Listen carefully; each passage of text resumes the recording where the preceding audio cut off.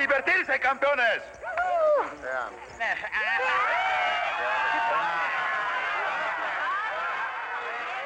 Hello, everybody. Thank you for joining us on another episode of the Trash Mix Podcast. What number is this now, Joey? This is episode number 10. Fuck, episode 10. That went by fast. That went by really fast, yeah. Oh, Mike's here, by the way, everybody. Mike Aguirre, see it on 16 millimeter. What's up, everybody? How are you?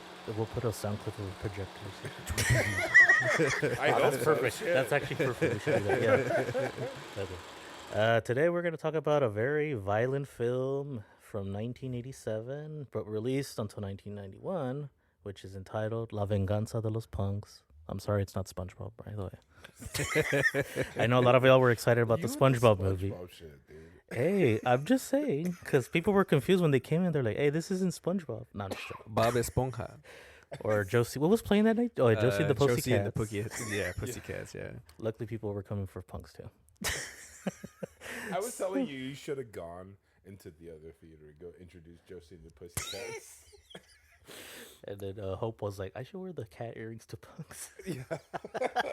I was like, she should have. But yeah, so today we're going to talk about La Venganza De Los Punks. And it's a sequel, or more of a follow-up, if anything, to Intrépidos Punks, which was released in 86. Well, filmed in 86 and released until like 88, I believe. And I wanted to talk about this one and show this one on the big screen just because I felt this one was much more better, I guess, in terms of storytelling. There's a lot of violent scenes in it. And overall, it's just more fun than the first one. Not to say I don't like the first one, but I always felt the second one was more superior than this one. What about you, Joey? What do you think about this one? Yeah, I think this one is more of a it's more of a crowd pleaser, just for the fact that there's just tons of deaths, and it's not to take away from the original, because the original Intrépidos Punks is a fucking banger as well. But like you said, this one just kind of ups the ante, really. The punks are crazier, the deaths are crazier, and it's just I guess it's kind of a product of the director himself, which we'll talk about in a little bit. But yeah, I think this second one, if you're playing for a group of friends, this is probably the one to play. Yeah, when we played it at the Frida, people were like excited. They were like, like pretty shocked and like, laughing along with the jokes and stuff, screaming at the kills. Yeah. It was just amazing. I was super stoked with the turnout to the Frida, because like I didn't know how people would be receptive to this. Sometimes we get people who are like, "Oh, we're coming out," but this one, people actually came out for this one at the Frida, and very stoked on the turnout. And thank you, Trevor Dillon, for allowing something like this to happen at the Frida Cinema. Yeah, big time. Yeah, shout out. I feel like the Frida is the only one that's going to allow us to do this type of shit. So isn't it cool? They could play Josie and the Pussycats, SpongeBob the movie, and Venganza De Los Punks. all in a span of a day. What theater does that? All in one That's Sunday. why you gotta support places like this. Like, they're playing everything for everybody. They're not playing for a certain crowd. They're playing it for everybody, for whatever they want to see. So yeah. Do you think the punks turned out for this one? Would you say? There was one guy in particular who, during the intro when we were on stage, who came out. He had like a studded leather jacket. He had like the black shorts with all the patches and stuff. Yeah, he was literally so studded out. Like it hurt my eyes seeing the light reflect off of all of his studs, and I was just like, "Yeah, this is probably the most punk guy here." Whatever. He was definitely the most punk of the night for sure. Yeah, looks wise at least. And he won one of the giveaways, right? He won because he was the only guy there that was actually waiting for the interview. Waiting to be on the podcast. So shout out to that guy. And so let's break down the movie a little bit. Let's see. So what exactly is this movie about, Joey? Well, I know it's called Venganza De Los Punks, which in English means the vengeance of the punks. But essentially what this is the cop from the first movie, Marco, he's chilling at home, and the punks escape from prison, which is the first scene of the movie, and they just go on a rampage. They kill his family, and then he finds justice for his own family. So it should be called Venganza del Policía, but Yeah, but I mean, they got their revenge at first, but then it is just mostly about the cop getting revenge. Yeah. Which is played by Juan Valentin, who is the greatest mariachi singer that's alive right now. He's not the best, but he's the best one around right now because he's still the only one alive from that era. I was about to say, yeah, his era is gone. Like, he's still chugging and that's how he along, markets himself now. He's one of the last of the greats, which is true because he actually is a really good singer. Like, if you guys ever see him live, you guys are gonna be like, "Wow, this guy actually knows how to fucking sing." And you met him. I met him twice. Yeah. Yeah, I was gonna say, like, you had him actually see the lobby punks. card Yes. and everything. Yeah, he was just like, he looked at it like he was signing, other stuff for the people, and then I gave him the lobby card. What And was he- his reaction? So literally, he grabs it, and then I give him the pen, and then he just looks at it. And he's just like, "Híjole." He's just like, "Oh God." Did he elaborate more on it, or he was just Nah, kinda- yeah, it was he just- signed it. He was cool about it. Yeah. And then I showed him another one, and he said the same thing. He's like, "Híjole." Like, he's just like, "Oh my God." But do you think it's like an embarrassment Estos for him pinches at this point? chamacos. Yeah, I don't think so. I think he was just shocked, because he probably hasn't seen anything like that for so long. yeah. And then the second time was when I had him sign the Venganza de los Punks lobby cards, and he was just like the same thing. He's like, "Oh my God." He's like, "Híjole." Hey, he can't say shit. He started it, man. He got paid to do it. Yeah. So And then sadly, he doesn't sing in this movie. Every movie that he started, he sang in, but in this one, he doesn't sing. there's a scene in this where he actually probably could have had a little song in there. Just shit. right after he quits the police force and he goes to get a bowl of Oh, albóndigas or some yeah, kind of yeah. sopa or some It shit. looked like Basole, and he was drinking where they pull up, and then all the punks are coming around the circle. Oh and my everything, God. Okay, yeah, that is he could have sang like a song about missing his family or something. I don't know. Something, dude. Yeah. That was Yeah, the perfect moment to put it in. the perfect right there. setting. And then that's when he sees the punks driving up. Yeah, that would have been perfect. I'm surprised they didn't utilize him more for like the musical aspects of him in the movie, because like he literally at any point in the movie he does not sing or is musical in any way, and I just was like, okay, cool, like you have a rancheras type of singer that is coming into this, and there's like no singing whatsoever, like Well, I guess there was just no time. And then with this director, he was just like, "No, we're not gonna have you sing." Damian Acosta, the director, he was a very serious director. He knew how to make violent movies. So when he was given a script of a violent movie, an action movie, he was like, "All right, let's get to work. We're gonna do it like this, like this, like this." Because he used to be a stunt coordinator, so he knew how to Oh, work wow. all that Oh, stuff. that makes sense. Yeah, it makes a lot of sense. And then he would often injure himself too for that, like on sets and stuff. So he was known for that, like just being really hands on, moving around a lot, very serious. He wasn't like, "Oh, sitting on the chair." He was on the fucking set right there, like, "All right, let's Oh, let's wow. go. So, That's yeah. dope, man. You want a director that's actually putting himself out there like that to make it easier Yeah. for you as an actor. And there's several movies, like if you ever like look at his other movies later, like there's scenes where him, like he's in the movie and then he has like a cast on, and it's not fake. It's like, no, it's because he fucking injured himself either on that movie or maybe even another movie before him. Yeah, he has like a cast on, and then one of his last movies, yeah, he ended up like crippling himself because of it. Damn. Yeah. Well, that's kind of a good segue. So, I know Vinegar Syndrome released this, and I think Vinegar Syndrome fans will know Damian Acosta because they also released another one of his movies that you screened at your Trash Max festival. Was it 2 years ago? I think. Yeah. Violador Infernal, yeah, the Infernal Rapist. The Infernal Rapist. And Thank you, Frida Cinema, for allowing us See? to play that. Again, shout out to the Frida, man. Shout out to the Frida. They literally could not put Infernal Rapist on the marquee, so we had to go with the We Spanish just went with the version, Spanish hoping, version. hoping people Nobody were just would like, know. yeah, we didn't see that it said rape in the title. Yeah. I'm sure there was some Thea walking outside the Frida like, what the Yeah. fuck? Looking at the marquee and shit. So, But he's also known for El Fiscal de Hierro and Calles Sangrientas, which those are to me those were the ones that really spoke. Oh, That, yeah. those are the ones I know of him. So yeah, I mean he's pretty prolific, like you said. yeah, very prolific in action and crime. When you see his comedies and his dramas, you could tell he was probably just not into them. That's why they're not good. You look at his action crime movies; those are his fucking best movies ever. Because he loved those movies. Can we go back on the festival? How many people walked out during Oh, Infernal Rapist? Infernal Rapist. I always brag about it. Like, I had a walkout, guys. Yeah. Yeah. Apparently, it was a guy and his like teenage daughter, like a 13-year-old or something. Like that's what they told me. What an idiot. That was weird. It's like, why would you bring your teenage daughter to go see the Infernal Rapist? He probably saw the rest of the movies and thought, oh, it can't be that bad. Yeah, and, yeah, and then he watched fucking dudes getting raped in the ass and But even like Navajeros on the first day and everything like that, I will confess that on that Sunday I walked out halfway during Infernal Rapist Yeah, he because it did. was so intense, and I was like, you know what, dude, I need a break for like 10 minutes, and then came back to it because it was so fucking intense. But it was, I think that has been the most memorable screening for me, at least, because having people walk out is like a badge of honor. Okay, so 3 walkouts. Mike is the third one. Well, I don't know if you guys saw this, but during Punks there was a walkout. Oh, there was. Oh, Yeah. there was a couple. It was a couple that right? walked out. Yeah. Oh, I don't know if they were offended or they were just tired or what, but they bored. definitely walked out. I was standing in the back, preparing the gear for for the interview stuff, Yeah. and When did they walked when did out. they leave in the middle? It was like 30 minutes in, right? It was as the kills had started. I think it was after the impaling scene. What, like at that point, you're so dedicated in. Like, why would you walk out? That is a great kill Oh scene. wow. Okay. So another walkout I can don't brag know. about. They didn't.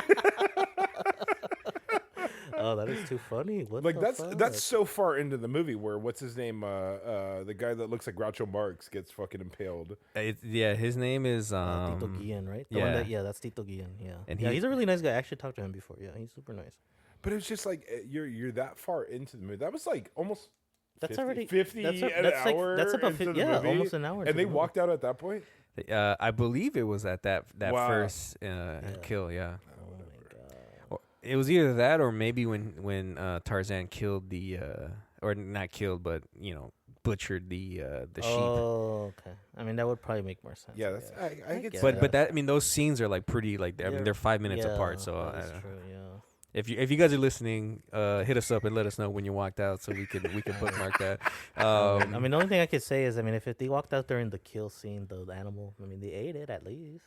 yeah, That's always my justification for like, if they're gonna kill the animal, they gotta eat it at least. Yeah. That's the circle of life. yeah. I mean, not to be that guy, but as a vegan, I'm gonna say it. Yeah. You can't get mad at someone killing an animal on screen, eating it. If you're eating a damn animal yourself, Yeah. come on now. Yeah. Yeah.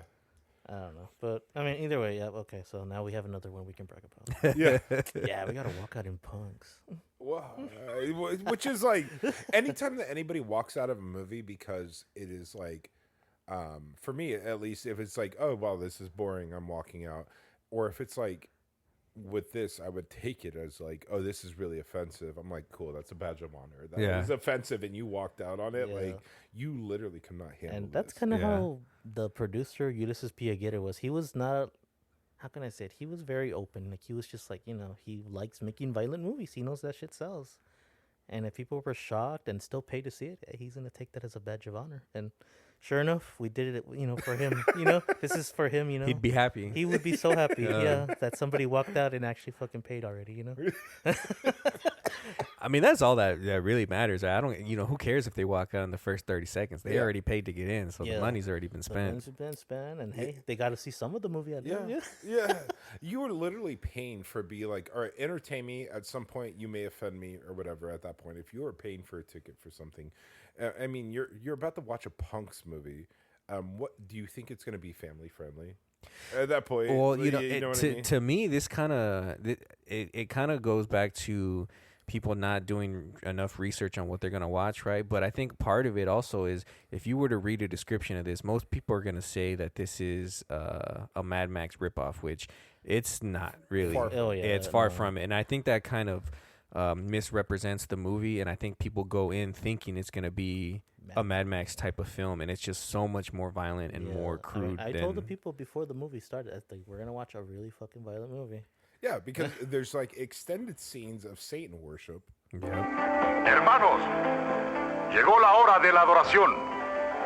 Esta ceremonia es en agradecimiento por haberse cumplido nuestra venganza. Arrodíllense ante nuestro protector.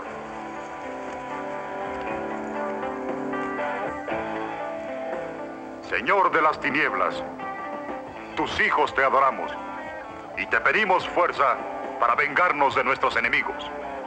Y te ofrecemos la sangre de este animal.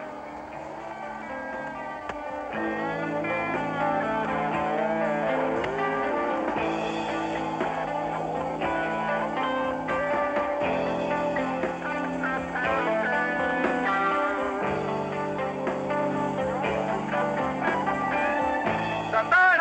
¡Somos tuyos! ¡Satán! ¡Somos tuyos! ¡Satán! ¡Somos tuyos! ¡Satán! ¡Somos tuyos! ¡Satán! ¡Somos tuyos! ¡Satán! ¡Somos tuyos!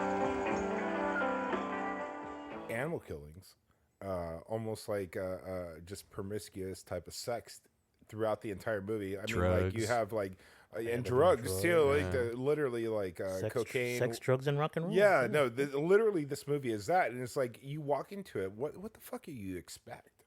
You know what I mean? Like, it's not going to be something that's family friendly. Like, you're going to see some fucking edgy shit. Sometimes probably stuff of like, you know, people getting fucking coked out of their mind and rape and shit like this. Like, this is a fucked up movie for a normal movie viewer. You know what I mean? But like, if you're into this shit, come watch it.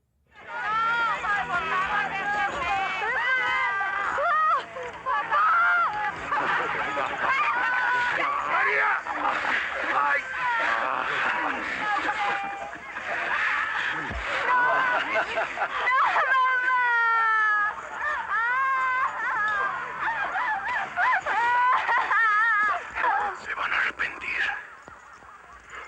Se van a arrepentir. Vas a pagar muy caro el haberte metido con nosotros, policía de mierda.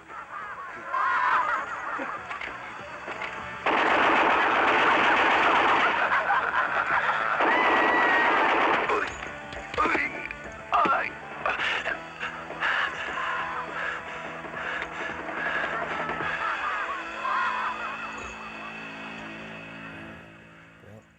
Like I said, I mean, if you can't stand this stuff, there's always another movie playing with a cartoon character playing later in the month. If you're into that, that's cool. But yeah, just don't expect to see violent stuff in that one. So if you're not into violent stuff, go see that one. Well, If you want to see violent stuff, you go to a trash mix show. Yeah. Well, that's what you want to do, right? You want to give someone to remember, whether they hated it or loved it. You know, they'll remember walking out because they thought it was offensive or they thought it was something else or whatever the case is. And that's the most memorable thing at this point. I think we're so exposed to stuff on a daily level of like, even with the shit happening in the real world. So like, if you can walk out of something and it impacts you enough to like remember this, it's like, okay, the goal of what we are doing has impacted you, and it's like, cool, it paid off. You know what I mean? Yeah. It's just like, you're able to kind of sift through all this shit of daily life, and then here's this movie that you actually remember a few days later. It's just like, okay, great, cool. That's all we wanted this entire time, is for you to remember this movie and come to the next showing and buy tickets to go see a movie. So, at least for me. No, hell yeah, no, for sure. I mean, that's the whole point, really. All right, you know, you got to experience something new, and I think you know, selling it as just a violent punk movie, I think does a good enough job to let you know. Because I mean, one thing that about this movie and the first Entre Los Punks that is a little deceiving is that there's no real like punk ethos about it. Yeah, I feel like it's kind of what, and even to this day, like how Mexican society views punk and punk rock is kind of how this movie plays out, because they don't really have like a deep social understanding of what punk is, and it definitely comes across like that on the screen. Yeah, this is just exploitation. Yeah, that's exactly what it feels like. It's like, if you're punk, you rape people. Yeah. You do drugs. You do drugs. Yeah. You're an alcoholic. You're all these other things, and there's not like that real like DIY ethic involved in it or anything like that. That is like actually positive of staying away from the other shit. But you know, I totally agree with you. Like it is not a full representation of like what the punk DIY ethic is entirely. It's almost like this negative thing in a way to society. It's like, you know, you have your suburban values, and here's this thing that is like against all that.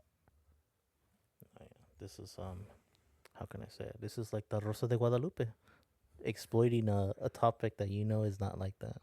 So in this case, these punks aren't real.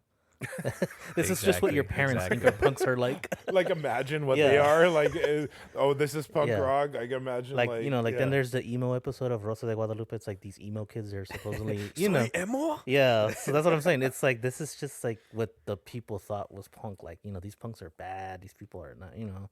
But it's like, no, it's not really like that. That's just what you think, you know, because you have conservative values or whatever the fuck it is, you know. Because so the movie was filmed in '87, released in '91. 91, yeah, 91. correct. Okay, cool. Yeah, so this is like 10 years after the '79 type of punk boom of stuff, and like, I guess the tail end of the '80s at that point. Yeah, Yeah, that's kind of Like what it was people booming over there too. interpreted Like the punk. mid to late '80s, it was booming over there. Okay.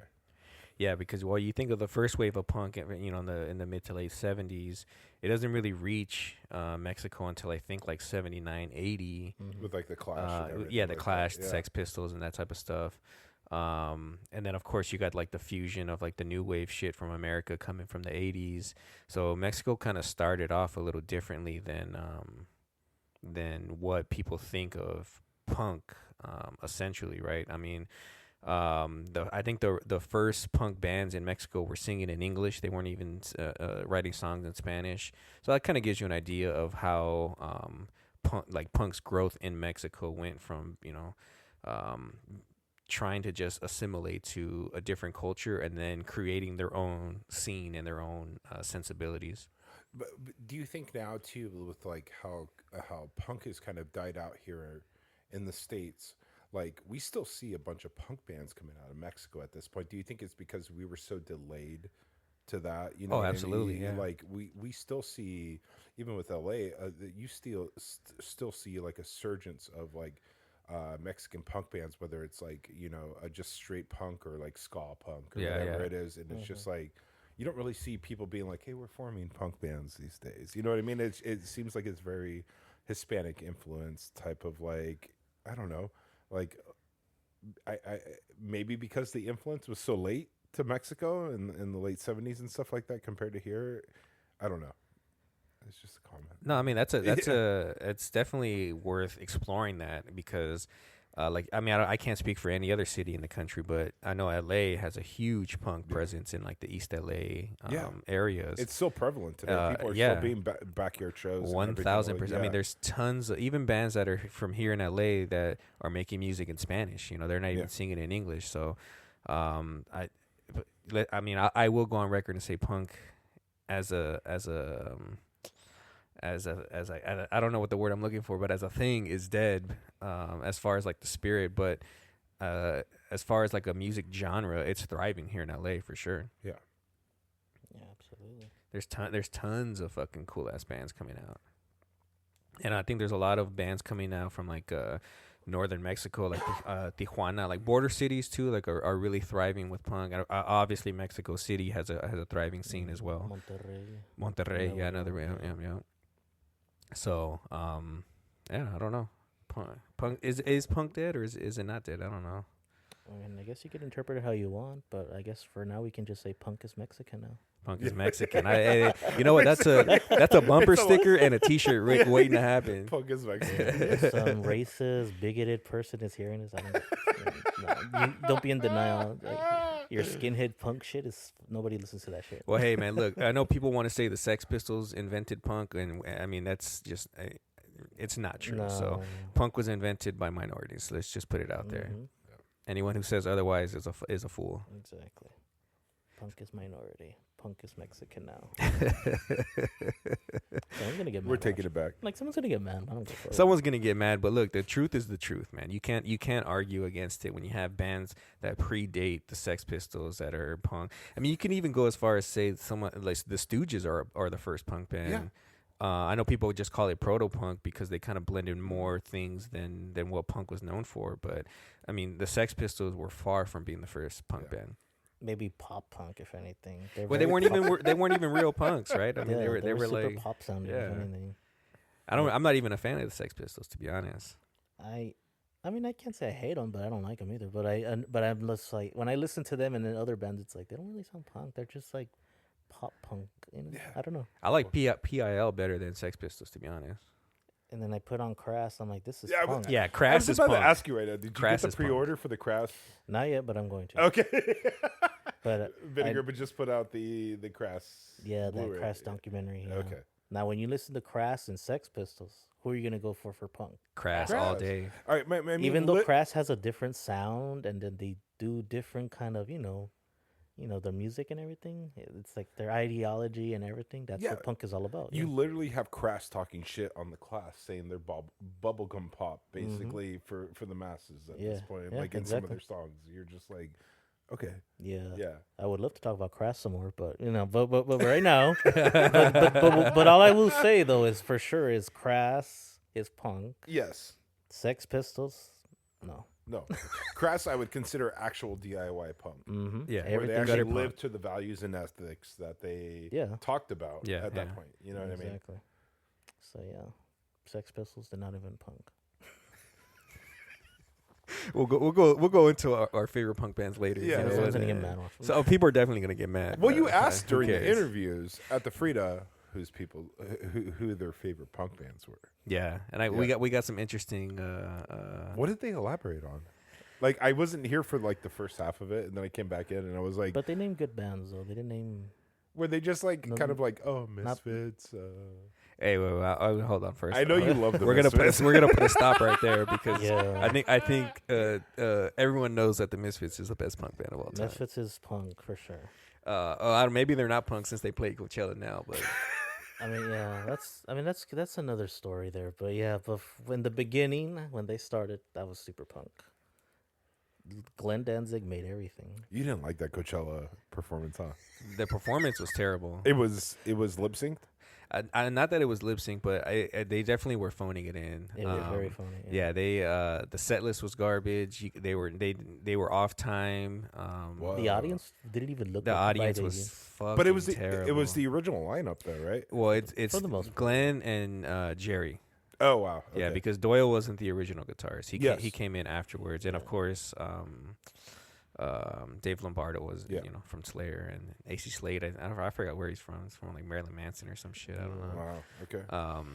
But it was definitely a phone-in type of event. Yeah, I think when they first started doing the original Misfits reunions, like they were. I mean, I flew to Chicago to go see it because I was like, Oh, shit. I was in the LA one. The LA one was fucking sick. and That felt like a true punk show. I will say that Yeah. the show at the Forum was better than when I saw them in Chicago. I mean, Chicago, I was just like, it was euphoric because it's my favorite punk band. Yeah. And just the fact that Jerry and Glenn were able to put their differences aside and that's play huge. music game Yeah. was fucking huge.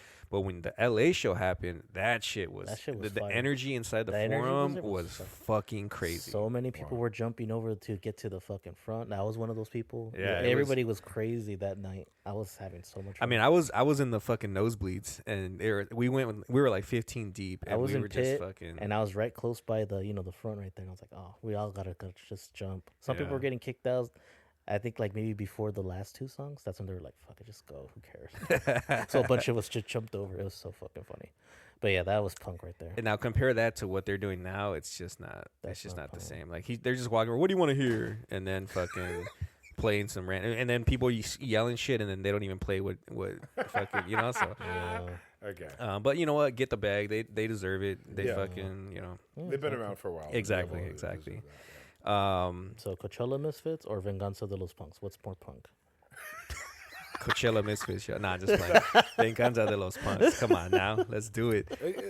And like I was so happy that we actually had a very good turnout for this movie. Like I was kind of wondering. I was just like, how are people going to respond to this? And it felt like kind of like the Misfits and Goons.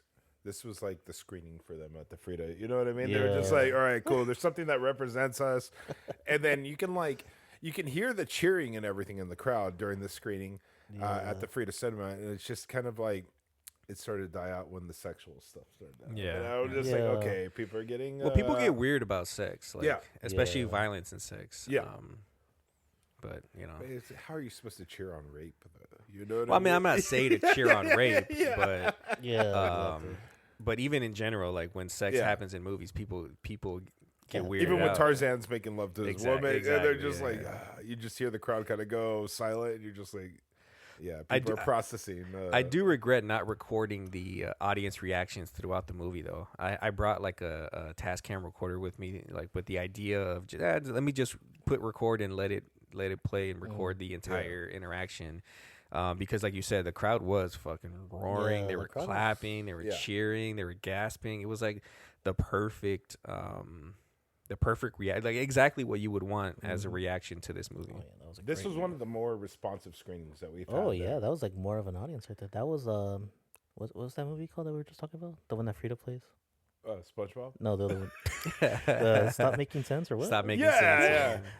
That was our Stop Making Sense. I was joking this morning with Hope. I was like, I wish we would have a trash mix version of that with like the what's his name, Luis Miguel movie with the musical. I was like, where it's just people dancing in the aisles and stuff like that. God. Well, But All the tias are gonna show up for that. yeah. For now, we had this one. This one did have an audience reaction though. People were laughing, clapping, screaming. It was cool. It was awesome. It was just I was just like sitting there. I had a girl's legs on me right here.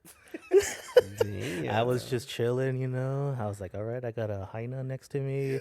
The audience is having fun. The movie's playing is awesome. yeah. It was a great night.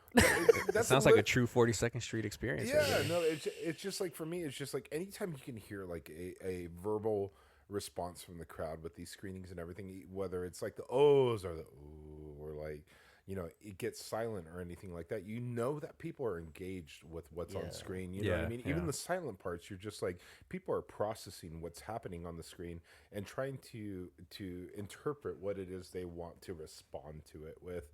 And this was one of the movies that I thought with one of the screenings, the Trash Mech stuff at the Frida, it was just like, this was one of the more responsive type of screenings we've had compared to, I think the last time I felt like this was Infernal Rapist.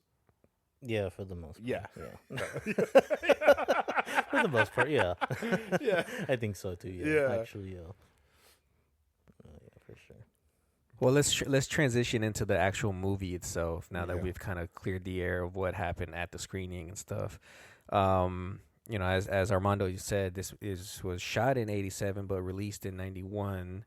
Which pissed off the producer because the censorship is what made it take so long to release. So, let's go there then. Do you know if there's any deleted scenes that? I don't know if there was anything cut when it came out, but I know that they had a different ending. That was it, but nothing really extravagant or anything. Just the ending was a little different when it came out, which is just him walking after everything is over. But that's it. But nothing was cut. It was just the movie was held. They didn't release it for a long time. Okay. They just and that really pissed him off because, he wants to fucking put the movie out. Yeah, you want to make your money back as so quick it was as you that can. one, and then Infernal Rapist, and I forget what else. I don't know if it was his production, but another movie. Other movies were being held from release around that time, and then that's when they finally got the release in '91. Oh, wow. Yeah, so it took them a while, and then it is what it is. I wonder what the crowds were thinking about this in '91 when they go see this shit. Like, they must have been. I feel like it would have been the same like now, probably like that night. Yeah, They were probably like, what the fuck, and then laughing. Okay, so the movie stars Juan Valentin, as we said. He's a mariachi singer, one of the last greats still around. He had a very extensive acting career as well as a musical career, which I'm sure people would either know him from one or the other, or or maybe even both. Some of the tias I was talking to at the shows, they were like, "Yeah, we love his movies." I'm like, "Which one's your favorite?" They're like, "Oh, El Vagón de la Muerte." And if you guys don't know what Vagón de la Muerte is, that movie's fucking sad and awful and disturbing. It's about Juan Valentin. They're trying to cross over to the border, and the only way they're gonna cross over is through one of those train things. Mm-hmm. And then they're like suffering in there. It's a really brutal movie, but it's really good. Mexico and trauma, man, they go hand in hand. People love to see that type of it's shit. a very traumatic movie and very violent. Same producer as Punks, Ulysses P. Aguirre. Is he really? Mm-hmm. Oh, wow. Okay. And he sings in that one, of course. has to sing. I think twice. I'm actually. surprised we did not get one singing. I was so disappointed, honestly. That one and Entrepidos Punks, he doesn't sing in them. Well, that's one thing that's missing in this movie is like the constant replay of the song Entrepidos Punks. Oh yeah, the first movie. Yeah, honestly, after a while, I got so annoyed. I was like, oh. So I was kind of glad this one kind of like steps back. But yeah, I know what you mean. It's an iconic song. Yeah, it needed that or something. The cool thing about that is, the band that plays that song is Three Souls in My Mind, which I guess eventually turned into, well, not turned into, but the original singer of Three Souls in My Mind leaves that and starts one of the most legendary Mexican bands, El Tri. But by the time they recorded this Intrepidos Punks, he wasn't part of the band anymore. It was the drummer was singing that song. Yeah, but, Charlie Hopovic. yeah, something like that. Yeah, he's in the movie too. He's one of the punks. He's one of the punks. Yeah. Okay. Which I'm sure fans of El Tri would be like, oh shit, hell yeah! So that's a cool little thing there. Oh wow. Okay. Yeah, he loves that movie too. Charlie, the Three Souls in My Mind drummer. Yeah. He's like obsessed with this movie. He's like in love. He's like very proud of it and everything. I mean, I would. I mean, it's a fun movie. Like he's one of those. I mean, pretty much a lot of people in the cast, but he's the main one that's like a champion of this movie. Like, now, I wonder if our other lead, Tarzan, is proud of this movie. Yeah, so he was hard to get to interview. Like a lot of people, like when I tried to help Vinegar get the interviews, he was not responding to me. They tried to read to him, nothing. But then, like maybe a year after they were done, he was like posting pictures of the movie. Interesting. And then it's like, oh, I wonder if they got him for an interview after all. But no, nothing. But I don't know. But he's aware of it, and then he was posting pictures of it on his Facebook. But doesn't want anything to be a part of it. I don't know. That's the thing. He's probably just. I mean, as currently he's like the head of like the Mexican Boxing and Wrestling Commission. Oh wow. So he's. I mean, he's probably super entrenched in that and busy with that. But because for those who don't know, Tarzan was played by a very famous luchador, El Fantasma, which he looks like the Phantom, which El Fantasma and the superhero. Exactly. Yeah, he looks like the superhero. That's funny because your brother was like, "Oh, he was played by a wrestler." Yeah. Fantasma. He was like, "What?" And the cool thing for current wrestling fans, his son is a current WWE wrestler. Mm-hmm. And he used to wrestle in Lucha Underground as King Cuerno, and right now his name is Santos Escobar, who was part of like the LWO and shit like that. So I mean that's kind of a cool tie in there, and I'm sure there's tons of wrestling fans out there. So but yeah, he's like I think he's like the perfect person for this role, because he's like super buff. He has these like obviously like wrestling styled clothing and mask and stuff. He actually looks like the Shockmaster in for those who know who Shockmaster is in WWE. I'll pull up a picture for you guys can see afterwards, so you guys can you guys will bust a gut laughing at that shit. He looks exactly like him. Yeah. Oh, wow. Yeah. You'll see. Once we're done recording, I'll show you, and you're gonna fucking die laughing. And then we have Olga Rios, who plays Jarocha, who plays a pretty big, important part of this movie. She's the one that breaks them out of the prison in the beginning, right? Yeah, her and then the other girls, they helped break the guys out. And then some of the girls were in the jail, too. They put a fucking bomb against the wall and just blow that shit out. They made it look so easy. It's like, damn, is that how you get out of prison or jail? I mean, in Mexico, probably. Yeah. They got like adobo buildings. And it was just funny because it was like so quick. It's like, damn, that was quick. It also has Bruno Rey in this movie, who's another very prolific Mexican actor. He plays, what is it, a commissioner, or maybe just like the sergeant or the lieutenant or something. And then he gives like this speech. Remember after Marcos's family's killed, he's the one that gives that speech about like society and all this other stuff. Well, that's one of the things I wanted to talk about, because this movie kind of has a weird thing where it's like they paint the police to be like these saints where they're damned if they do, damned if they don't type of shit, and that people need to respect the police more because their job is too hard for society to understand and shit, which I thought was a little weird. Police sympathy in a movie that's about people killing each other. But I guess it plays in when our lead decides he wants to quit the police force and go on his own, revenge-seeking thrill. No, Marco. No puedo darte el caso del asesinato de tu familia para su investigación. ¿Pero por qué, Capitán Rocha? Porque en cuanto atrapes a esos asesinos, los matarás. Y eso sería tomar venganza por tu propia mano. Tú eres un policía, no un matón. Eso dícese porque no le pasó nada a su familia. Pero yo, que la perdí, pienso muy diferente. Quiero esa investigación, capitán. Cálmate, Marco. Estás hablando con el jefe. Pero es que no entiendes, Jorge. Mataron a mi familia. Yo tengo que encontrar a esos asesinos. Será mejor que tomes unas semanas de vacaciones. Cuando te hayas tranquilizado, regresa a tu puesto. Desde este momento renuncio a la corporación.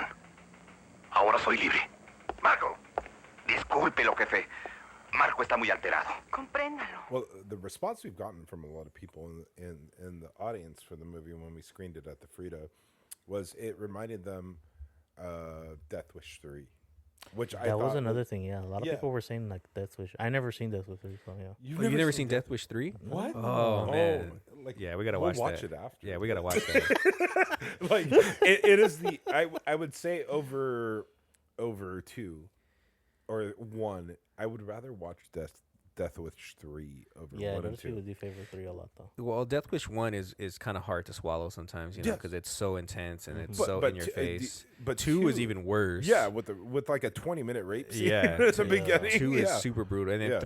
3, I think, is when it becomes like, you know, part of the canon universe as far as what the canon is known for. Yeah, it felt like a comic book. Yeah. Yeah. It plays exactly like this movie because it there's no real like through line through all the killings. It's just like this person dies, then this person dies, then this person dies, and then the next and next and next. And then here's Bronson being like, "All right, let me kill these punks." Exactly. And let me just kind of senseless. It's almost like a tit for tat type of thing without real storyline within Death Wish 3.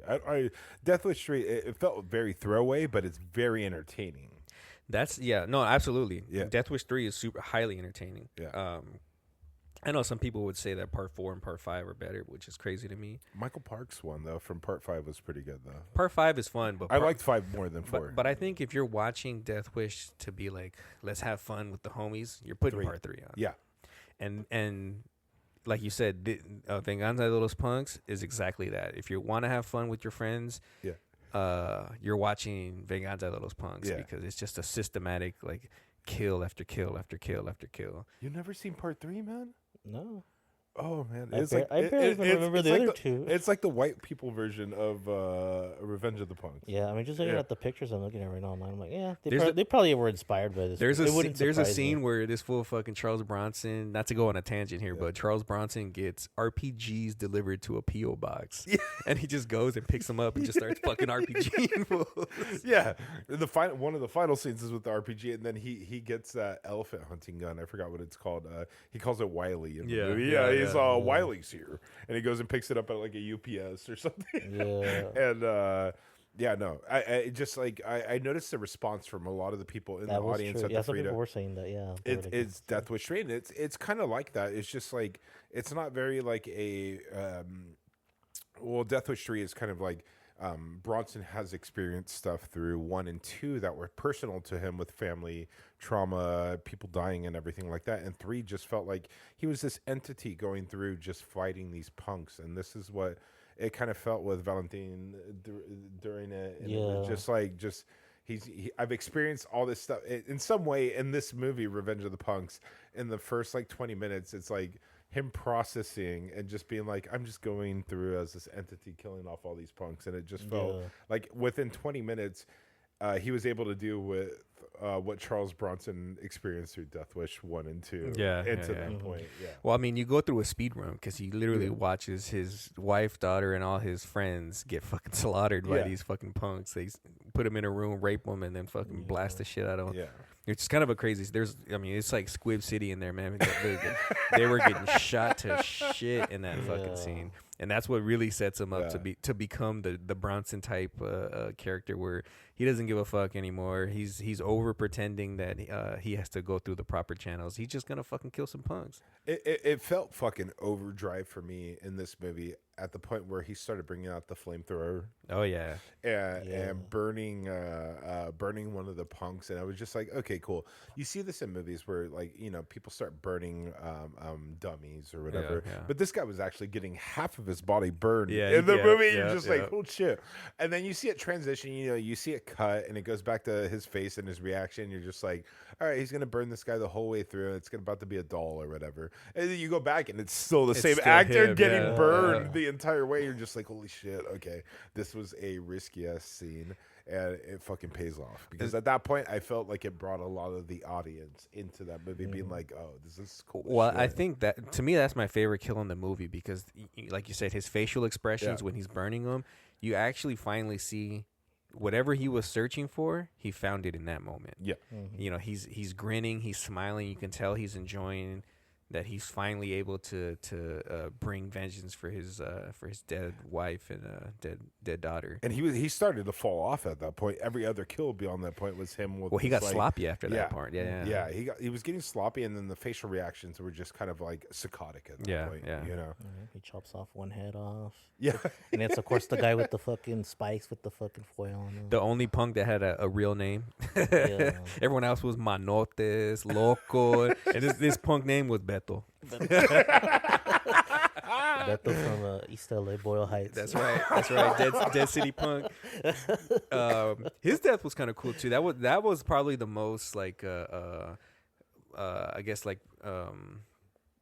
resemble to like an 80s like slasher where like a Friday the 13th kill where a guy gets his head chopped off. He's just looking around and then and then you can see his Liberty spikes like you know moving in the air and shit. Yeah, I mean, essentially, after Marco decides he's gonna quit the police force and go, get vengeance, it's what was I saying? I lost my train of thought. That's when he decides he's just gonna go after them. Remember, because he comes across them. He doesn't even look for them. He just comes across them. Remember? Yeah. After everything that's happened, he's like already debating like, I'm gonna leave the force, so I'm gonna take a break. I'm gonna go on a vacation. And then that's when he sees the punks. All of a sudden, he's like, "Oh shit, there they are!" Oh yeah, they're all like driving through that town. They just happen to be driving by where he was at, and he's like, "All right, you know what? I'm just gonna go after them. Fuck it." That's when he goes and he does what he does. Just systematically kills one after the other. He says, "Fuck the system. I'm just gonna kill these guys. I don't go fuck." He pulls up to their lair, and there's like this is how you know that the writers and directors and whoever involved, producers too, didn't really know what punk is, because when they get to their lair, there's like a swastika painted on the thing. Nazi punks, fuck those fools. Yeah. And then right next to it, there's like the Star of David, which that was like a hilarious contrast. Yeah. You have and then you have one dude. I guess this is their callback to the quote unquote origins of punk. There's a guy in there with like the British flag on his jacket. Yeah. You gotta have the British flag guy on. I just feel like they were just throwing anything that they've heard that punk is attached to, like a Nazi punk or whatever. They just threw it there. It's kind of like you saw the Sex Pistols with their stuff, or like with Sid Vicious wearing the swastika at one point. And they're just like, all right, this is what punk is. They're just offensive. Exactly. Yeah, that's I don't know. That I think again that kind of ties into them not really knowing what punk actually is. Exactly. And why these punks were kind of, destructive or whatnot. And in the lair, they happen to be satanic. That's where they worship Satan, too. Which gets even more weird. It's like, okay, so they're punks, and then they're Satanists. Yeah, and they're Satanists. Like, oh, okay. Damn. Yeah, they sacrifice. They don't sacrifice. They butcher a sheep, and they start praying to Satan. And Tarzan's wearing like a weird dunce cap. I don't know what the fuck almost that was. like KKK type yeah, of right. Yeah, and it was just like, that's what I noticed that for in the response with the Frida, it's just like that's where a lot of the response came from in that scene with the sheep being killed and gutted in front of everybody and the satanic stuff. It was just like you can kind of feel the tension in the room of people trying to understand if it was like, oh, is it okay to watch this, or like they're just like I said, they're just. It's supposed to be offensive. Yeah, it's supposed to be. Yeah, it's supposed to shock you. That's the whole point. It's an exploitation movie. Yeah. And then, so, all right, well, let me ask you guys, like, as we've been saying for the past 40 minutes, this is just like a systematic kill after kill after kill after kill. So, I forgot, let me see. I have them listed here. How many kills are there? There's like 6, 7. 1, 2, 3, 4, 5, 6, 7. And I guess 7 that they show on screen, and then of course all the other henchmen that die in a shootout. So, out of the 7 main kills in this movie, I'm gonna ask you the same thing I asked the people at the Frida. Which ones were your favorite kills? For me, was the one where he puts the guy, and then that metal bar goes through his mouth. That was Ojal, right? Yeah, that was him. Yeah, because he tried to start like a rift in the group and try to kill Tarzan. Too. Yeah, he was like trying to the guy that looked like Groucho Marx. Right? Yeah. Tito Guillen. Yeah, that was Tito Guillen. Yeah, I love that one. ¿En qué piensas, Ojal? En que ya estoy harto de que el perro Tarzán nos trate como a sus pinches gatos. A mí también me cae gordo ese güey. La coca y la mota siempre la administra.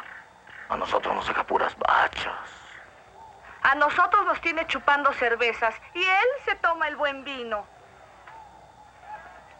Muerto el Tarzán, tú serías el jefe, mi rey.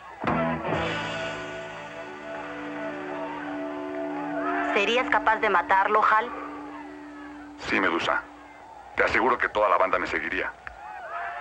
Pero si te le enfrentas al Tarzán, te mataría con sus propias manos. Tiene que haber alguna forma de deshacerse de él. ¿Cómo fregados no? Estará muy grandote, pero de un balazo en la cabeza me cae que se muere. And the way they did it too, they make it look real. I'm like, oh, they actually did a pretty good job, Yeah. like making it look as real as possible. That So was that's a what I good liked about response it. from the crowd too. Yeah, that was. I already had a feeling. Yeah. So I was like, oh, people are gonna get fucking crazy with this one. And yeah, that one was good. And then obviously the one where he chops the guy's head off and you see the spikes. You know, it's like, okay, they knew what they were doing. See, this is Damian Acosta right here. He knew what he was fucking doing. And what about you, Mikey? What was your... I have a phobia of snakes. So like anytime I see snakes on screen, Yeah. whether it's like even when I, like Instagram reels or TikTok reels, when I see snakes or people handling snakes and stuff, like that is the most uneasiest I feel visually when I see snakes. So of course it's going to be the scene where the dude is like basically in a well and being snakes poured on him. But like I just wish that scene though was a little bit more like gruesome. Like you could see the snakes like biting him or even if it's like a fake prosthetic and like a rattlesnake like biting into his skin and stuff, but like the imagery for me enough on that scene, it was just like, okay, that made me feel uneasy, but that's because of my own feelings about reptiles and snakes and stuff like that. Like, I am terrified of snakes.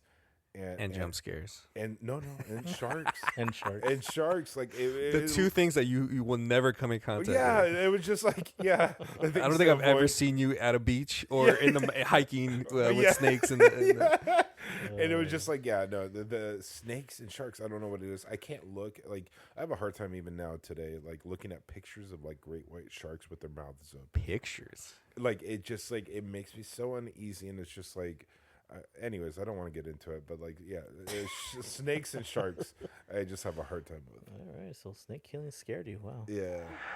Para que te acuerdes lo que le hicieron a mi familia, cabrón.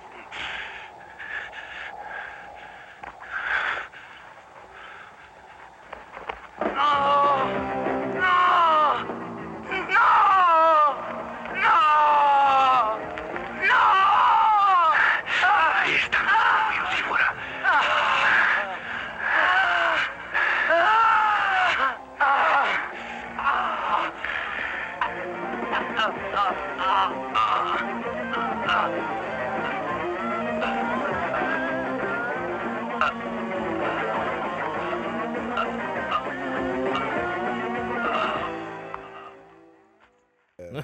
Yeah, and there wasn't even that many snakes in the but that was there the like thing, though. three snakes or something. It's just like you just see him dump the snakes into the well, but it's just like the imagery and my own fears of like, oh man, where they bite him on the ankle, they bite him on the fucking calf or whatever, because you don't actually see it in the movie, and it's just like that made me uneasy. Still, I'm just like wondering where they bit him. Because he dies from the poisoning, obviously, but yeah. And he's handcuffed too. He has like no chance of getting out. No, not at all.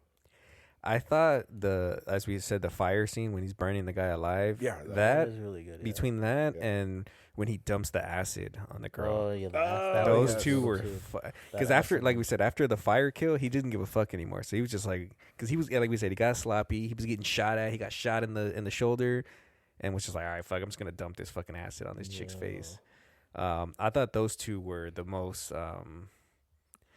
gruesome on-screen kills, I would say. Yeah, for sure. Yeah, the acid one especially. Just the reaction and then the actress's face. It's like so genuine looking. Yeah. And then the makeup effect to it didn't even look really too like fake or anything. Like it looked kind of like like no, it looked good. I thought it looked good, you can actually see it bubbling and turning colors and stuff. And again, like I said, this is the director right here. He's like, we're gonna make this as real as we can. We're not gonna just make it look like she got it. It's like, no, we're gonna make it look like she is getting acid on her face. And then all of that led to, spoiler alert, Marco kills Tarzan. Okay, that's Tarzan. Honestly, that's probably my favorite one. Honestly, that's probably my favorite one. Yeah, huh? The way that's set up and everything, he's like, kill me, and he's like, all right, I'm gonna do it, And then that's when you see him. He's hanging him upside down. He's got his big ass fucking knife, and he plucks his eyes out. My only problem with that was that they made Tarzan look like such a little bitch. Like, he should have put up more of a fight, man. Especially when he's coming, he's approaching him. You would think like at the end of what he thinks is going to be his life, like grab him or try to submit him or in some kind of way. Yeah, I don't know. I mean, I guess what it was, he probably just didn't even care at that point. He's probably whatever. I'm done. You know. He's tired. Yeah. He's coked out. He's hungover, and You know how these punks are. Apparently, they're intoxicated. But yeah. Yeah, he just fucking kills him. I was like, oh, and then the reaction with Juan Valentin, he's just like, laughing. I was like, oh, this is great. And that scene, that fool, he looked just like my Theo Victor. Like, I mean, identical to that. I can't watch that movie without thinking of my Theo. Oh, shit. It looks fucking identical to that. For the mustache, the hair, the dark skin, all of Yeah, it. Juan Valentin looks like a lot of Mexican uncles and dads. For sure. Like, if you guys ever see him in person, you're going to be like, oh, yeah, this guy is, like, chill. Like, this is a guy that you probably would see next door or something. Didn't I see him at the carne asada at my tia's house last week? But then it leads to our, the official ending of the movie. And I don't know. I mean, spoiler alert, if you haven't watched it, go watch it before you listen to this last part if you don't want a spoiler. Yeah. But what the fuck was that? Was it all just a dream?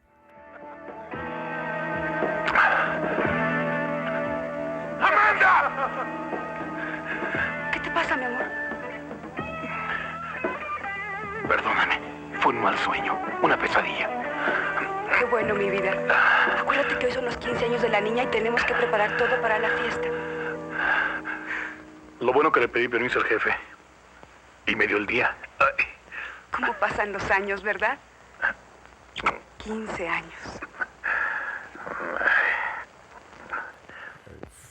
It could have been a premonition of what's to come. I don't know. That's exactly like it like the response from the crowd at the Frida. It was just like, oh, like they were let down a little bit. It was like I was we were sitting next to our friends in the theater, and they were just like, what? And I was just like, because it like for a lot of people that is like a cop out. Yeah. Exactly. Where it's I just know like what you mean. it's a dream or whatever, and it's just kind of like. I thought the same thing too. If this was like. This was a dream of something that was actually about to happen. A premonition. Yeah, because what I think it's a premonition is because remember the wife's like, oh, we got to get ready for the for the party for our girl's birthday party. And it's like, okay, so it's probably just a premonition. Which is weird enough because like I had something similar this week where like I got in an argument with my management at my day job, and like literally last night I woke up this morning. Hope woke me up. She was like, you were yelling at someone in your sleep. Damn. And it was just like, I've been frustrated with the Fuck you, motherfucker. Yeah, I've been mad. I want that raise, bitch. Yeah, I've been frustrated with the management at my work, and it translated into my dreams. Yeah, but you don't remember having a dream of it? No, I woke up. She was like, woke me up at like 4 or 5 in the morning. She's like, you were yelling at people at your dream, and I guess I told her I was like, yeah, I was yelling at someone from my work, and I just had a meeting on Wednesday with the management at my work that I was frustrated about. And it was just kind of like one of those things is like, are you dreaming of something because you know how the outcome is going to be, or you're anticipating the outcome to be? And like maybe he knew something already that was going to happen, and he was already living in that danger. Just waiting for them to break out and show up. Waiting for that day to happen. Yeah. And he is waking up to that day. You know what I mean? And anyways. No, but yeah. So see, it's the same thing. It's a premonition of what's to come. So I don't think it was just a dream. I think it was a premonition of what's to come. Because then remember, it cuts to Juan Valentin walking away from killing Tarzan on the credits. Yeah. So I'm like, okay, I think that's what they're trying to tie in. It's like, okay, it was all a dream, but it was something that actually did happen to him. Yeah. So I think that's kind of what it is. The other ending, it's just, it just cuts to him like killing Tarzan. And then he just walks away, and then that's the credits right there. So it's a little confusing, too, when there's those two endings, but they chose the other one as the main one, which is the dream. I guess they wanted it to be more dramatic. They wanted it to be an art house movie. Or something, I don't know. But yeah. But either way, the ending's similar. It's like he still walks away from killing Tarzan. All right, so the consensus, it actually did happen then. So, It's not. yeah. It wasn't just a Not dream. exactly, but yeah, it did happen. 'cause he- Even though it was presented as a dream. Yeah, I think it's some still people are gonna- is something that is just like you're expecting to Yeah. happen. yeah, I know some yeah. people are gonna be like, "Oh, that was just a dream," but it's like, maybe, but I don't know. I think it's Yeah. a premonition. It looks more like a premonition. I mean, the first time I saw it, I was like, man, because it's just like you said. I always Cop out. It's Yeah. it's a cop out. Yeah, Yeah, exactly. and the crowd was at the Frida. The crowd was kind of like, what? Which Like, I love. Anytime you hear a response from a crowd when you're screening it, That in a means they're movie theater- engaged. Yeah, Yeah. they're engaged. They have been invested the entire time, and they're upset about it. Like if they weren't invested, they wouldn't be upset. But Yeah, like, they're yeah, yeah. upset about it, and it's just like, okay, cool. Even if it's a negative response, that means that you were watching this entire time and you were engaged with it. This Yeah, entire yeah, time. yeah. Oh yeah. Yeah. And with that, it's all over, man. This is a fun one. It really Oh, is. yeah. This was one of the more fun ones. I think even what was the last time we screened there? Hell's Trap. Hell's Trap, yeah. Yeah, I thought this was more fun than Hell's Trap. Yeah. 1000%, yeah. Yeah. Hell's Trap is fun, but this one has a lot more going for it, Yeah. for sure. Yeah. Oh yeah.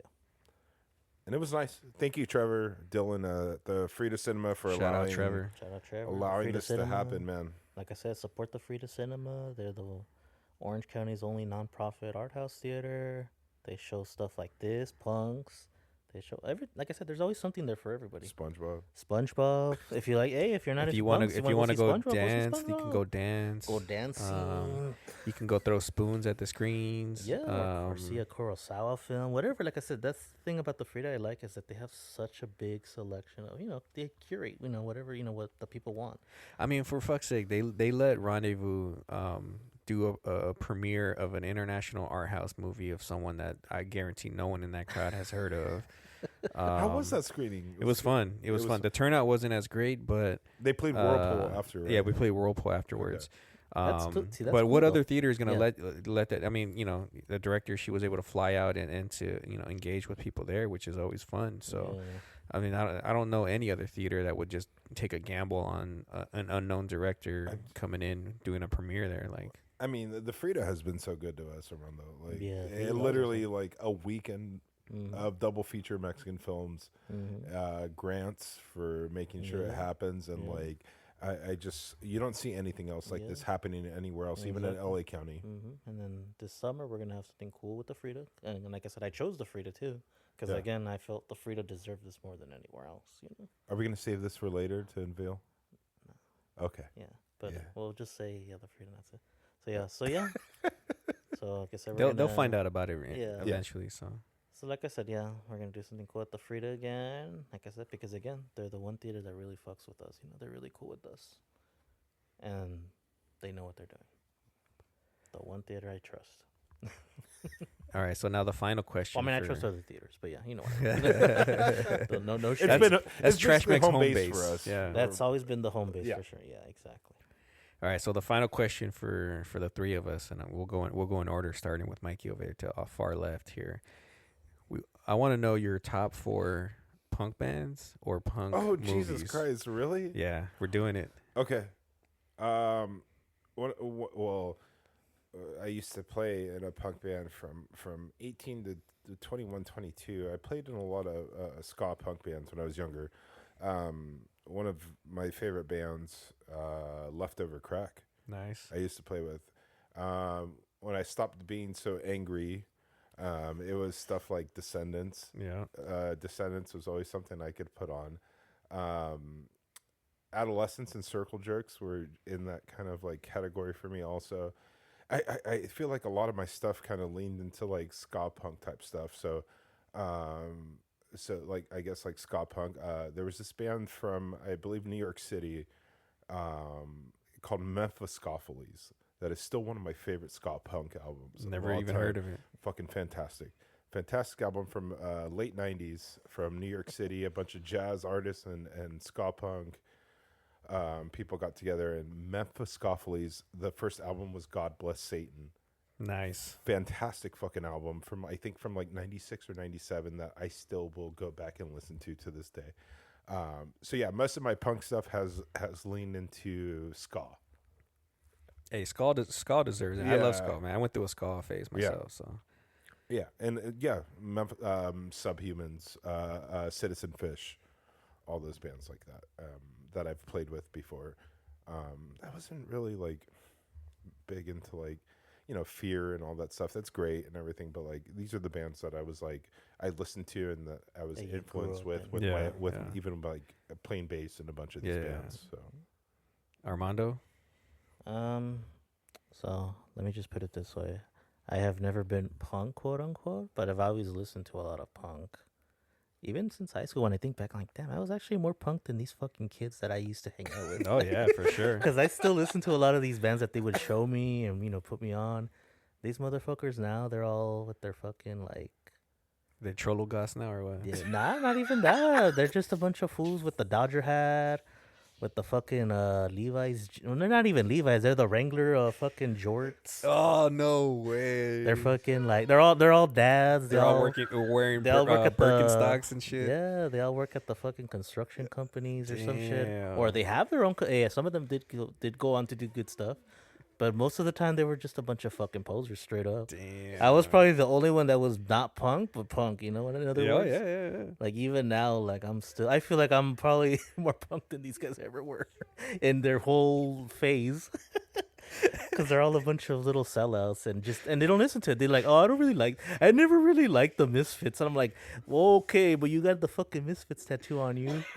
I know plenty of people with Misfits tattoos. That's what I'm saying. That probably could only name. It was me, like, always two just songs. it was always just a style for a lot of these people that I knew growing up, And I was always the one idiot that was like, like actually into it, But yeah, so bands. I mean, I think Misfits were one of the main ones. Damn, Mikey. Yeah, this one Mikey's dying over here.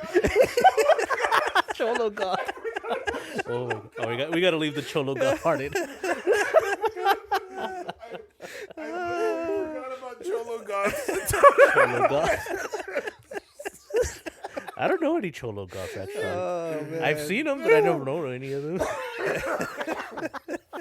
I'm sorry, guys. No, you're good. You're good. Yeah, we'll figure it out. Yeah. Okay. So the Misfits, Armando, number one. So Mikey died, dude. Cholo Goths. I didn't even know that was a thing until recently. Oh yeah, it's been a thing, dude. Yeah, it's been a thing. Yeah, it is, yeah. So like I said, Misfits were probably the first ones I remember being exposed to with punk, and actually really liking. Like I said, I was like, wow. And this is already because I was already into horror movies, so a lot of the punk guys would be like, "Oh, listen to the Misfits, you would like them. They'd sing about horror movies and stuff." I was like, "All right." And yeah, sure enough, I was like, "Okay, yeah, they're fucking cool," And then I started reading about the history. I was like, wow, Glenn Danzig's fucking really inspirational. Like, this motherfucker rose up and everything. He did everything himself. He built this whole fucking empire with Jerry and everything. So Misfits would for sure be, like, number one. And then, like, Germs. Germs, I would say, is kind of inspirational for me, too, just because it was all, do it yourself. And they were kind of just, like, they were always so rough. They would always get kicked out of shows or whatever. Derby Crash was just a mess. Yeah, they were definitely the heavies of the LA scene for sure. Even though Darby was such a mess, and he ended up killing himself, so young. It's like he's so inspirational today, and so many people are so fascinated by his lore and everything. So yeah, Germs for sure. And like their one album is super fucking catchy. I play that often. Actually. It's a classic. Yeah. It's a classic album. Yeah. Oh yeah. You put one at What We Do Is Secret, and you're just like, hell yeah, let's get this going. Let's get the fucking day going. So Germs, Misfits, and then the last one, Crass. I got into Crass much later on though in my life. I was probably like 25, 26 when I actually finally got around to listening to Crass. I was like, oh shit, these guys are fucking great. And then reading about them and seeing some of their interviews online, I was like, wow, okay, these guys are actually like the granddaddies of punk, I think. These guys really started a fucking movement. These guys are awesome. They're not just a whole, they're not just like a little symbol like the Misfit skull. Like these guys actually are, they're inspirational. Their music is cool. And it makes sense, like of society, of what was going on then and everything. Yeah. They actually lived by the values that they preached in their music with like squatting and everything like that. They actually like lived that life compared to a lot of these other artists. Like they would even like tell people like, yeah, bootleg our music if you want. We don't give a fuck, We want you to listen to our music. So yeah, so Crass, Misfits, and Germs for sure. Top three. That's a good top 3. Mm-hmm. What about you, Joey? Well, so although I grew up listening to like the skater punk of the '90s, but by the time I hit 11, my life changed and went straight into hardcore. So I didn't get into punk until later. But I think my top. So what I'll do my top 4 LA punk hardcore bands, just to keep it local. What got you into hardcore? I heard Hatebreed, Satisfaction is the Death of Desire for the first time, and it blew my fucking mind. And I said, this is the best music I've ever heard in my life. Oh, yeah. That was on a Victory comp I think that comp came out in 97 or 98, something like that. I didn't hear it until early 2000. And, it changed my fucking life. And so we'll do top 4 LA, punk hardcore bands for me would be The Stains, The Weirdos, Germs, and Black Flag. Yeah, Weirdos are great. Yeah, Weirdos are yeah. the shit, yeah. Oh yeah. My all-time favorite punk band, Misfits, of course. I mean, I had heard Misfits in the 90s when I was in elementary school. Misfits would be my number 1 punk band of all time. But as far as LA top 4, yeah, it would be Stains, Weirdos, Germs, and Black Flag for sure. I just think that first Black Flag Nervous Breakdown is like a seminal LA sound. Like that really formed for my ears at least, really formed what the LA punk hardcore scene was and is supposed to be, and even now sets a standard to what it should be. Yeah, good call. Yeah. That spray paint, Nervous Breakdown. Oh, wait, Nervous Breakdown. The 7-inch. Yeah. It has Fix Me, Wasted, Nervous Breakdown. Yeah. I just think it's like blister. I think it's only like 7 minutes or so. Not even 7 minutes. I think it's like 6 minutes. Just crude, fast. It's top 10, 45 release of all time in my opinion. And yeah, there it is. I'm sure people are gonna hate all of our picks, but whatever. They're gonna be like fucking posers. That's not a punk band. Yeah. Now we named. I know they're like the most obvious names, but like no, these are. No, they're seminal. Yeah, they're seminal. They're fucking inspired the other ones later on. Yeah. Like, Misfits inspired so many bands, especially with the do-it-yourself, spirit and everything. Well, you think of the Misfits. Sorry to go on another tangent, but it's like you look at the Misfits and what they accomplished. In such a short span, and then they were pretty much non-existent for how many years, until Jerry Only got the band back together with Doyle and completely changed the sound. But like everyone formed their band based off of what the Misfits were doing afterwards, after they had already broken up and went on their own, and Danzig was doing Sam Hang, and then eventually his own solo Danzig project. And then the thing I liked about the Misfits is how the designs was just all made by Glenn. Glenn made all the designs. He appropriated a lot of the images, especially the Crimson skull, the Crimson Ghost skull. But look where it is now. He made that fucking thing the symbol of the band, and it's everywhere now. Oh yeah, the iconography of the Misfits is the shit. Mm-hmm. And I will go on record in saying that the Misfits, they are a punk band, but they have one absolute classic hardcore record to me. Everything else that they did was punk. Yeah. For sure. But yeah. But even then, see, that's the thing. They went with a different sound after. See, that's what makes them so inspiring too. It's like they went with a different sound that he knew was picking up. Yeah. At the time, so yeah, for sure. But yeah, we picked good ones, I think. Hey, if you call those posers, fuck you guys. You guys are posers. All right. Well, we're talking in circles now, so let's wrap it up. We are gonna put in here after the Frida show. We did have a couple people come and talk to us, and we did a little interview.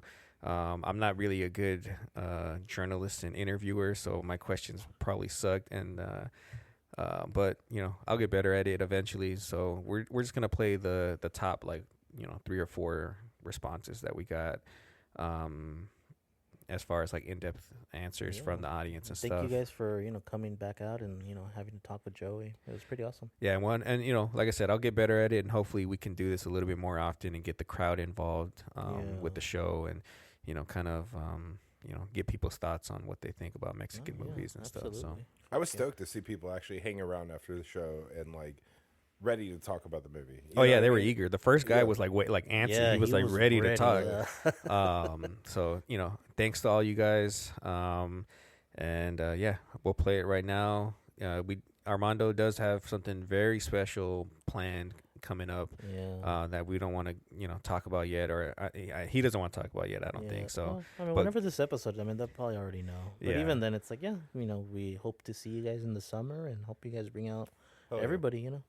Bring out the family, bring out your tia, your tío, bring out some of your punk friends if you have punk friends. Because everybody is welcome for these next screenings that are coming. It's not for the punks anymore. Unless you're a hater, then we'll kick you out. It's for everybody. Yeah, these screenings are gonna be for everybody. That's all I'll say. I'm stoked about these. Mm-hmm. Yeah. We'll like as we always do, there'll be a little bit of a clip after these these little interviews here to give you guys a little hint of what's coming up. The next month episode it'll drop in June, and we'll see you guys soon. Yeah, we'll see you guys at the Frida probably, hopefully too. Thank you guys for having me. You guys of course, thanks for coming. Thanks for a good convo. We're at the new house, by the way, new headquarters. New headquarters, top secret bat cave over here. It's Chino, California. Oh shit! It's just Chino, guys. All right, bye, guys. Have a good one. Peace.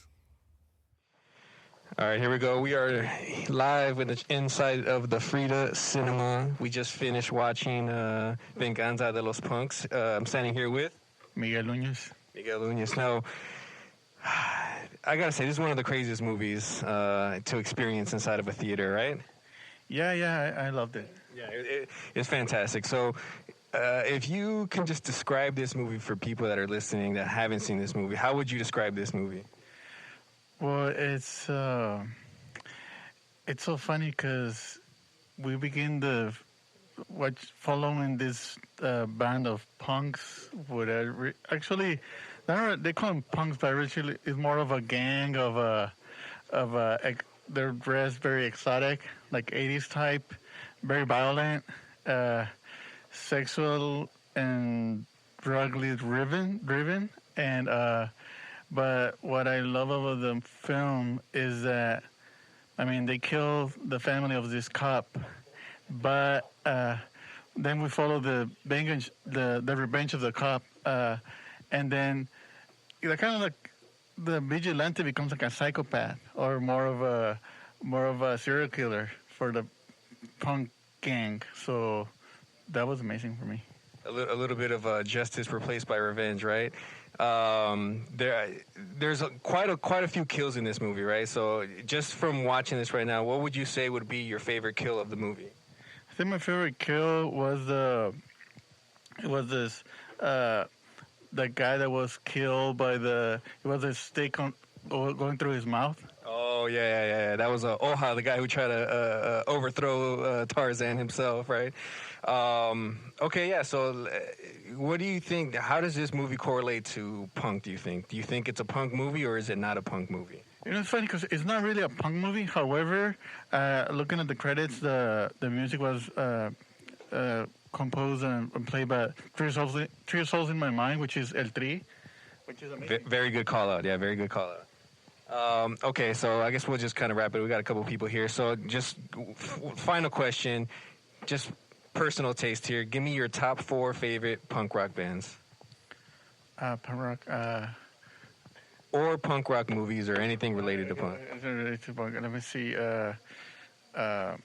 Sex Pistols, The Clash, and then probably this movie, The Revenge of the Punks, La Venganza de los Punks, and there is this record from, actually it's a ska band, but his record is called Punk Rock Mi Vida Está Bien from Chelsea. That's funny. I like it. Good call out, man. Well, we appreciate you coming out and hope you enjoyed the movie. You grabbed yourself a gift already? I'm about to. Perfect. Yeah, thank you, man. Appreciate it. Thank you. Thank you, guys. All right, here we go. Who am I standing with here? Mitch Luna. Mitch Luna. Now, give me your initial thoughts on it. Have you seen this movie before? Oh, no. First time I'd ever seen it. I love how many different outfits Tarzan had throughout. Like, he was stunting in like 5 different outfits. I wish there was a scene you'd just see his wardrobe of just different costumes he'd put on. And another thing I caught is I love that scene in the first act with the dudes holding up a store and robbing it. That had absolutely nothing to do with the rest of the plot, like whatsoever. And the place was a fucking video store rental. It's not even like a high value place to rob. They're just shooting up a video club. Yeah, I got lost in my train of thought, but hey, that's perfect. I'm glad you called that out because I noticed that tonight too. Like, hey, man, that's a fucking video store there. Yeah, like what they got like 200 pistols or something. It's a video store, dude. And also glad that you called out Tarzan and all his outfits too. I don't know if you're familiar with who he is as a wrestler or his lineage and how he kind of relates to lucha. Are you familiar with that at all? No, but I'm definitely going to go down a rabbit hole because the dude is pretty badass. Yeah, he really is badass. So with that in mind, I'm going to ask you the same question. Is your first time seeing it? Out of all the kills in the movie, call out your favorite kill. Oh, man, there's so many good kills, and he was so unconventional. I love that he used both snakes and spiders. It's like, damn, like, where did he get those? He just goes back to his hideout in between eating, like, sardine sandwiches, and he just has a stash of spiders. But I think favorite kill overall, probably the acid to the face. That was good. I didn't see that one coming. I'll go with that. Yeah, I think that's my favorite kill as well. Okay, so with that in mind, do we have any more things to give away? How many things do we have left? We have 2 left? Okay.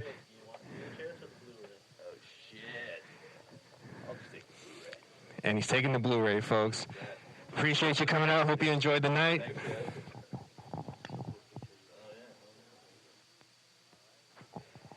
All right, and who are we standing here with?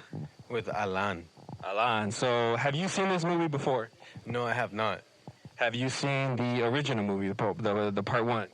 No, I have not. Okay, so you're fresh to this one. Give me your initial reactions. Was this over the top? Was it not enough? What was your favorite thing about this? This was amazing. This got me like a throwback when I used to go to with my uncle to the video store, and they had the curtains, and he'd just go inside the curtain, and I'd be like, "What the hell is he doing?" And we'd come back, he'd get the popcorn, and next thing you know, he just pop it in the VHS and inside the DVD, and we just see some like crazy ass like kills. It just threw me back to my uncle. It was amazing. Back to like my culture and shit. Yeah, I think that's definitely, yeah. What is he got on right there? Oh, guy, for the listeners, he's got a Buki shirt on. We did an episode on the Bukis a couple episodes ago, so I mean, great shirt.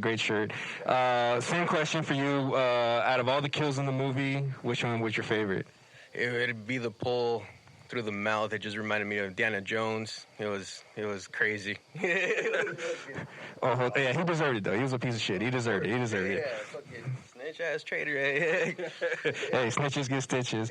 Okay, so let's run us off here. What are your top 4 favorite punk rock bands? If you listen to punk, you listen to punk, all right. What are your top 4 favorite punk rock bands? In español, it would be Escorbuto. That's my top first. It'd be, I mean, El Tri is rock, I mean classic rock, but it'd be Escorbuto, Section Hate, shout out to LA, and Dead City Punks. I mean, Dead City is they be doing a lot of movement in LA right now. Hey, good call out, calling out for the LA culture. One more question. Favorite? Oh yeah, let's go. Favorite Buki song? I have a lot, but it'd have to be for Marc Antonio Solis. It'd be like, shit. You got me right there.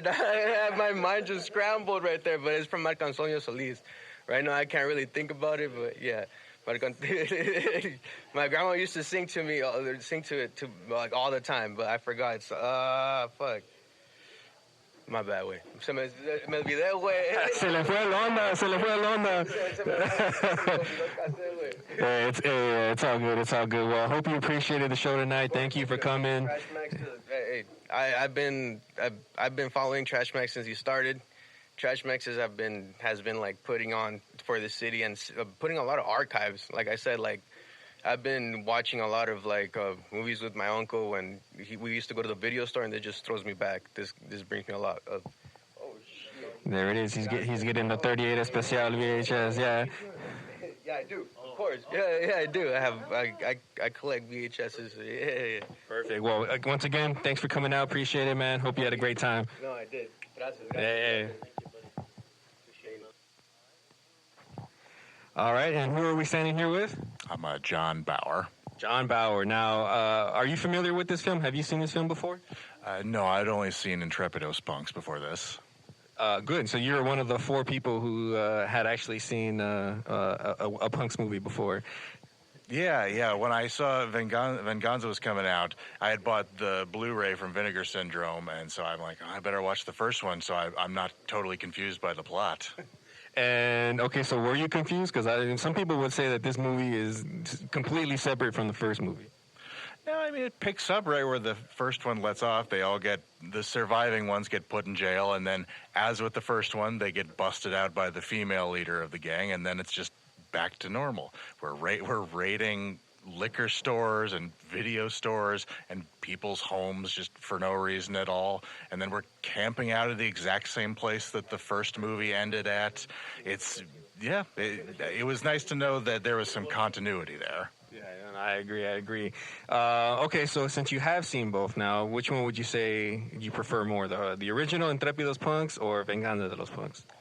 I think I prefer Intrépidos Punks. That one, it's mostly about the gang. They're pulling off hijinks. They're playing their theme song constantly. They're rolling out in the road, hooting and hollering. They're making drug deals. Like, they're on top of the world.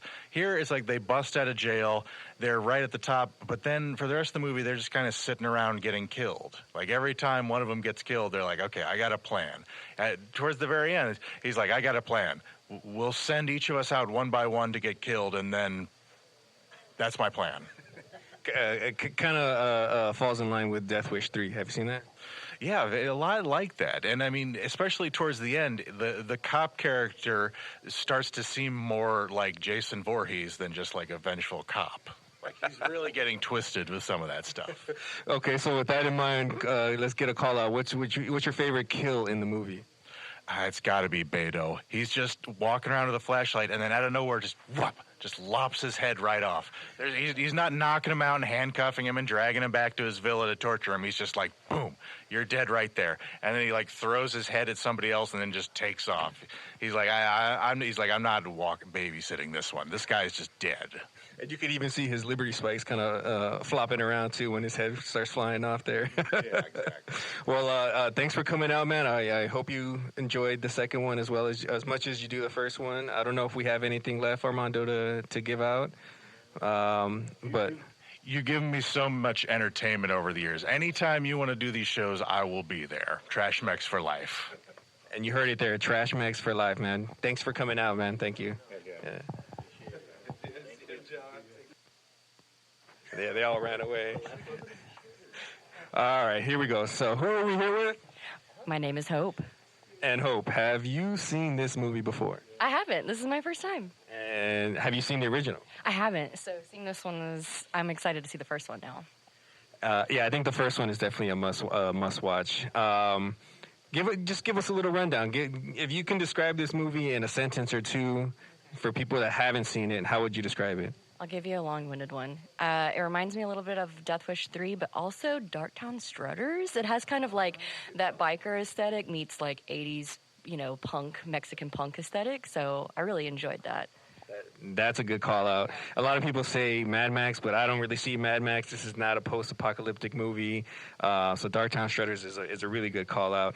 Now, I do know you like punk music, so let's hear. Give me your letterbox for of punk movies or bands. I can't give you that. Honestly, I really can't. But what I will say about this, for anybody that's listening that hasn't seen this, I feel like it has everything you could possibly need. You've got like swastika booty, it's got busty women, death by like deadly vipers, poisonous tarantulas, acid to the face. I don't know, it's pretty much got everything you need in it, and I really loved that it was very much like punks versus one cop on this tirade and revenge seeking adventure to get justice for his family. So Yeah, I'm kind of glad that the cop kind of was like, man, fuck being a cop. I just want to kill these motherfuckers, right? Yeah, for sure. And I feel like a lot of people liked a lot of the other deaths, but the death by fire torture was awesome because you could really see the rage in his eyes, and he was really enjoying it at that point. So, yeah, that was fun. Yeah, I think the death by fire is probably my favorite kill. So I think, yeah, that's the shit right there. Well, thank you guys for showing this at the Frida, and I hope you guys do more stuff like this. Thanks for coming out, Hope, and I guess we're wrapping it up here. Próximamente estrenaremos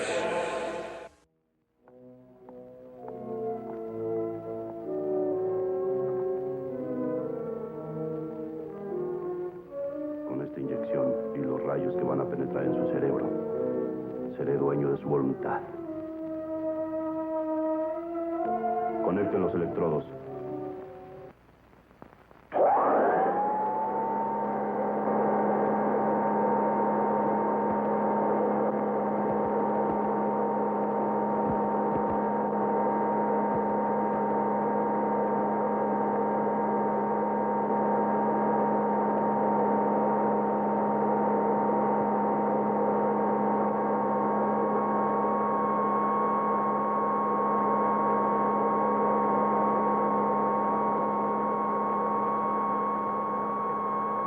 No cabe duda, doctor, que con sus inventos los traeremos en jaque.